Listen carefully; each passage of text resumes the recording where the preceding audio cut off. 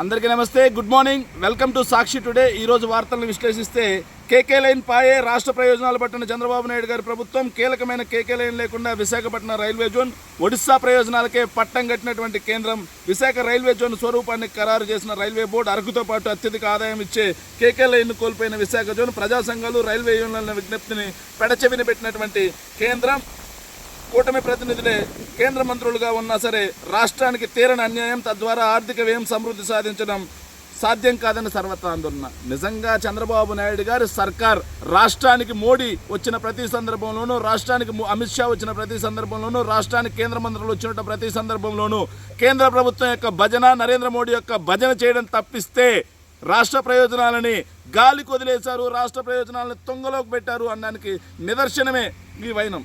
Visakha railway జోన్కి అత్యంత కీలకమైనటువంటి అరకుతో పాటుగా కేకే జోన్ కూడా, కేకే లైన్ను కూడా ఒడిశాకి కట్టబెడతా ఉంటే ఆంధ్రప్రదేశ్కి చెందినటువంటి కేంద్ర మంత్రులు, అదేవిధంగా ఎంపీలు గుడ్డగాడిద పళ్ళు తోముతా ఉన్నారా?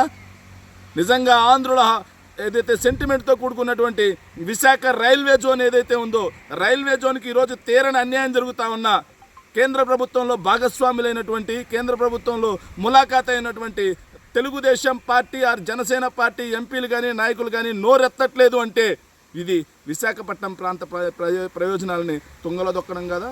విశాఖ రైల్వే జోన్ గొంతు నొలవడం కాదా అని చెప్పేసి అందరూ అడుగుతూ ఉన్నారు. దీనికి కేంద్ర ప్రభుత్వంతో పాటుగా కేంద్ర ప్రభుత్వంలో ములాఖాత్ అయినటువంటి రాష్ట్ర మంత్రులు ఈ ఆంధ్రప్రదేశ్ ప్రజలకి సమాధానం చెప్పాల్సినటువంటి అవసరం ఉంది. అన్నదాత అరణ్య రోదన, మొక్కజొన్న కొనుగోలు చేయండి మహాప్రభు. పీజీఆర్లో ఏదైతే రైతుల వినతులు, పంట చేతికొచ్చి 3 నెలలు గింజ కూడా కొనుగోలు చేయని ప్రభుత్వం, ప్రకటనలకే పరిమితమవుతున్న గిట్టుబాటు ధర, నష్టానికి తెగనమ్ముకుంటున్నటువంటి రైతులు. ఈ కూటమి ప్రభుత్వం అధికారంలోకి వచ్చిన తర్వాత అందరికన్నా ఎక్కువ నష్టపోయింది ఎవర్రా అంటే రైతన్నలు. రైతన్నలకు రైతు భరోసా లేదు, రైతన్నలకు ఇన్పుట్ సబ్సిడీ లేదు, క్రాప్ ఇన్సూరెన్స్ లేదు, అదేవిధంగా రైతన్నలకు సంబంధించి నాణ్యమైన విత్తనాలు, నాణ్యమైన పురుగులు, నాణ్యమైన ఏదైతే పురుగు మందులు, ఎరువులు ఏది ఇవ్వకపోగా ఈ ప్రభుత్వం ఆఖరికి మద్దతు ధర కూడా కల్పించకపోవడం వల్ల మిర్చి దగ్గర నుంచి, పొగాకు దగ్గర నుంచి, మామిడి దగ్గర నుంచి, ఆక్వా దగ్గర నుంచి, చిరుధాన్యాల దగ్గర నుంచి, ధాన్యం దగ్గర నుంచి, చివరికి మొక్కజొన్న రైతులు కూడా రోడ్డు పాలైనటువంటి పరిస్థితి. మొక్కజొన్న కొనాల్సినటువంటి రాష్ట్ర ప్రభుత్వం ఏదైతే ఉందో కేవలం ప్రకటనలకు పరిమితం అవుతా ఉంది తప్పిస్తే మొక్కజొన్న రైతులు నేడు ఈరోజు అల్లో లక్ష్మణ అంటూ రోడ్డెక్కి తెగనమ్ముకుంటున్నటువంటి పైన మద్దతు ధర చూస్తే లేదు.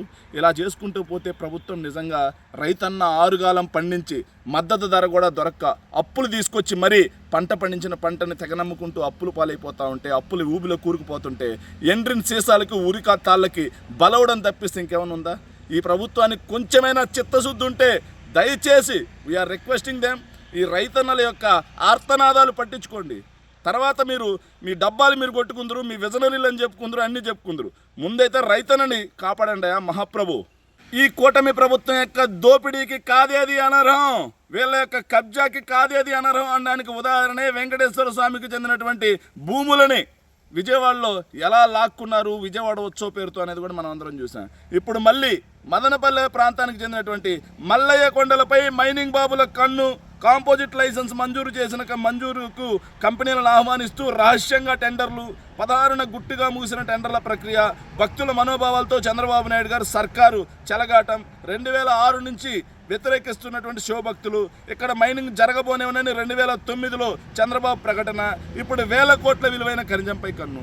2006 ఆ ప్రాంతంలో మల్లయ్య కొండపై ఏదైతే మైనింగ్ చేయాలి అని చెప్పేసి అప్పటి కాంగ్రెస్ ప్రభుత్వం ఏదైతే టెండర్లకు వెళ్తుంటే 2009లో చంద్రబాబు నాయుడు గారు స్పష్టంగా చెప్పిన మాట, ఈ కొండ మీద మైనింగ్ జరగడానికి వీల్లేదు, శివభక్తులందరికీ ప్రత్యేకమైనటువంటి కొండ, పవిత్రమైనటువంటి కొండ, ఈ కొండ మీద మీరేందా మైనింగ్ చేసేదని చెప్పి ఆనాడు మాట్లాడినటువంటి చంద్రబాబు నాయుడు గారు ఈరోజు వేలాది మంది శివభక్తులు వ్యతిరేకిస్తున్నా సరే రహస్యంగా మల్లయ్య కొండని కాంపోజిట్ లైసెన్స్ పేరిట ఏదైతే రహస్యంగా టెండర్లు పిలిచి ఈ నెల 16వ తారీఖున టెండర్లు కట్టబెట్టారంటే ఎంత దుర్మార్గం ఇది! భక్తుల యొక్క మనోభావాలతో కూడా ఆడుకుంటారా? ఇదేనా సనాతన ధర్మం అంటే? మిస్టర్ పవన్ కళ్యాణ్, మీ యొక్క దోపిడీ కోసం, మీ ఖజానాన్ని నింపుకోవడం కోసం, మీ కమిషన్లు ఇచ్చేసి వాళ్ళ దగ్గర నుంచి కరకట్ట కొంపకి, మాదాపూర్ కొంపకి కమిషన్ రూపంలో దండుకోవడం కోసం దేవుడి యొక్క కొండలను కూడా వదిలిపెట్టరా? కొండల్ని పిండి చేసి దేవుడి యొక్క మనోభావాలను ఆడుకొని, అదేవిధంగా దైవ భక్తుల యొక్క మనోభావాలతో ఆడుకుంటూ ఇలా కొండలను కూడా పిండి చేసే ఈ ప్రక్రియని మీరు కట్టి పెట్టకపోతే వేలాది మంది శివభక్తుల యొక్క ఆగ్రహావేశాలకి ప్రభుత్వం గురవడం మాత్రం ఖాయం. ఈరోజు అత్యంత ఆసక్తికరమైన వార్త ఒకటి వచ్చింది. రెడ్లకు పథకాలు అందకుండా కట్ చేస్తా మంత్రి ఆనం వ్యాఖ్యలు. ఇటీవల సార్వత్రిక ఎన్నికల్లో శ్రీ పొట్టి శ్రీరాములు నెల్లూరు జిల్లా మర్రిపాడు మండలం పొంగూరులో రెడ్లు తనకు ఓట్లు వేయలేదని, వారికి ప్రభుత్వ పథకాలు ఇతర బెనిఫిట్స్ అందకుండా కట్ చేయిస్తా అంటూ రాష్ట్ర దేవాదాయ శాఖ మంత్రి ఆనం రామనారాయణ రెడ్డి అన్నారు. పొంగూరులో ఆదివారం రాత్రి జరిగిన బహిరంగ సభలో మంత్రి మాట్లాడుతూ ఈ ఎన్నికల్లో తనకు రెడ్లు ఓట్లు వేయనందున మెజార్టీ తగ్గిందన్నారు. కొందరు స్వయంగా తనతోనే రెడ్ల పార్టీ కాబట్టి వారికి ఓట్లేస్తామని చెప్పారు. రెడ్ల ఓటర్లు డబ్బు మద్యం ప్రభావానికి లోనయ్యారంటూ అవహేళనగా మాట్లాడారు. తనకు ఓట్లు వేయనందున రెడ్లందరికీ పింఛన్లు, అన్నదాత సుఖీభవ, తల్లికి వందనం ఇలాంటి పథకాలు మొత్తం కట్ చేస్తున్నారు. ఏమయ్యా మంత్రి రామనారాయణ రెడ్డి గారు, పథకాలు కట్ చేయడానికి పథకాలు ఏమన్నా మీ తెలుగుదేశం పార్టీ ఫండ్ నుంచి ఏమన్నా ఇస్తా ఉన్నారా, లేకపోతే ప్రభుత్వ ఖజానా నుంచి ఇస్తా ఉన్నారా? మీ పార్టీకి ఓట్లు లేకపోతే ప్రభుత్వ పథకాలు ఇవ్వరా? ఏమంత అహంకారం? రెడ్ల గురించి అంతా అవహేళనగా మాట్లాడతారు. వైఎస్ఆర్ కాంగ్రెస్ పార్టీకి ఓట్లేస్తే రెడ్లంతా మద్యానికి డబ్బుకు లోనైపోయినట్లేనా? మరి అప్పట్లో వైఎస్ఆర్ కాంగ్రెస్ పార్టీకి ఓట్లేసినటువంటి కమ్మలు కూడా అదే అయిపోయారా? అప్పట్లో వైఎస్ఆర్ కాంగ్రెస్ పార్టీకి ఓట్లేసినటువంటి ఏదైతే కాపులు అదే అయ్యారా? అదేవిధంగా దళితులు అలాగే అయ్యారా? బీసీ, ఎస్టీ మైనార్టీ వర్గాలందరూ కూడా వైఎస్ఆర్ కాంగ్రెస్ పార్టీకి ఓటేస్తే మద్యానికి డబ్బుకు లొంగిపోయినట్టు, తెలుగుదేశం పార్టీకి ఓటేస్తే సున్నితంగా వేసినట్ట. ఏమంత అహంకారం ఏమి? ఇది కట్ చేయండి, ఒకసారి చూద్దాం. కట్ చేసి చూడండి, వాళ్ళ యొక్క ఆగ్రహవేశాలు ఎలా ఉంటాయో చూడండి. ఆత్మకూరు నియోజకవర్గంలో తమరు గెలిచిందే రెడ్లు అనే ఒక సామాజిక వర్గం మీకు సపోర్ట్ చేయడం వల్ల, అంతేగాని మీ యొక్క దీన్ని చూసి కాదు. అలాంటి మీరు ఈరోజు ఇంత సీనియర్ అయ్యి ఉండి కూడా ఇన్ని సంవత్సరాలు ఎమ్మెల్యేగా, అదేవిధంగా మంత్రిగా 3 పర్యాయాలు పనిచేసిన మీరు ఈరోజు ఇలా ఒక సామాజిక వర్గాన్ని ఇలా అవహేళనగా మాట్లాడుతూ కించపరుస్తూ మాట్లాడుతున్నారంటే మీ అహంకారం ఎంతవరకు వెళ్ళింది? లోకేష్ గారి దగ్గర మార్కులు పడడం కోసం వేరే పని ఏదన్నా ఉంటే చేయండి, అంతేగాని ఇలా ఒక సామాజిక వర్గాన్ని తిడతాం, సొంత సామాజిక వర్గాన్ని కించపరుస్తాం, లోకేష్ దగ్గర మార్కులు కొట్టేస్తాం అంటే ఆత్మకూరు ప్రాంత ప్రజలు మిమ్మల్ని చూస్తూ ఊరుకోరు మిస్టర్ ఆనం రామనారాయణ రెడ్డి గారు. Thank you. పచ్చ మాఫియాకి స్లిప్పర్ షాట్ లాంటి వార్త ఇది.